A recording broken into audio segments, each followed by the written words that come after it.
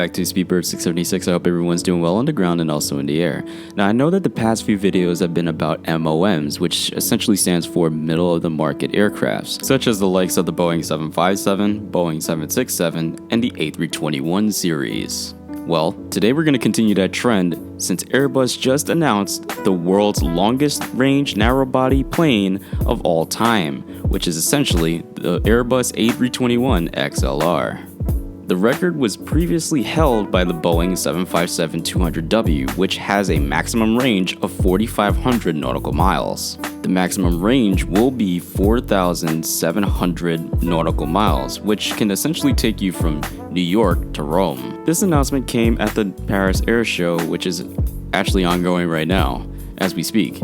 Now, the thing is that this is pretty much a big blow to Boeing because originally a lot of us speculated that the A321XLR would come 1 year before the now dubbed Boeing 797, also known as the Boeing NMA, was going to come out in 2025. However, Boeing has not put out any information regarding the 797, and they're essentially not even going to release it anytime soon, due to the Boeing 737 MAX crisis. And the reason that this is a big blow for Boeing is because the A321XLR will take to the skies in 2023. So Airbus has quoted the following: "The latest evolution of the A321neo with 4,700 nautical miles of range, which can bring 30% less fuel burn per seat than the previous generation of aircraft of its type, combining single-aisle economics with long-haul wide-body cabin comfort." Airbus also quoted, "With this added range, airlines will be able to operate a lower-cost single-aisle aircraft on longer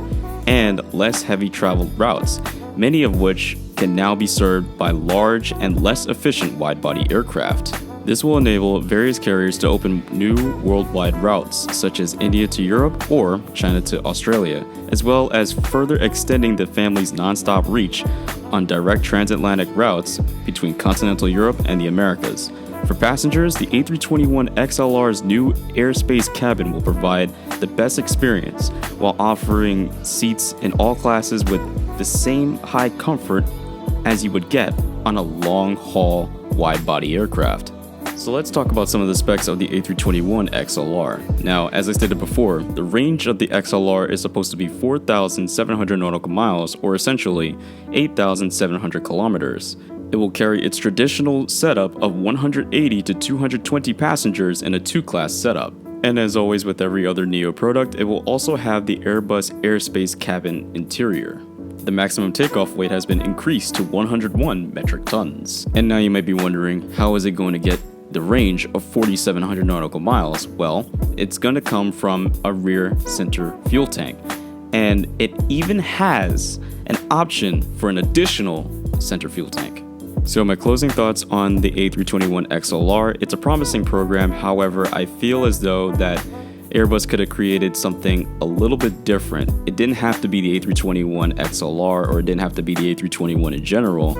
Like I stated before, it could have been something along the lines of an A310 or another aircraft, maybe an A360 or A370. Well, that's just my personal view. But I want to know what your view is about the A321XLR announcement at the Paris Air Show. Please do leave your comments down below. And as always, I'd like to take the time for thanking you for watching Speedbird676, and I'll be taking flight with you in the next video. See you soon.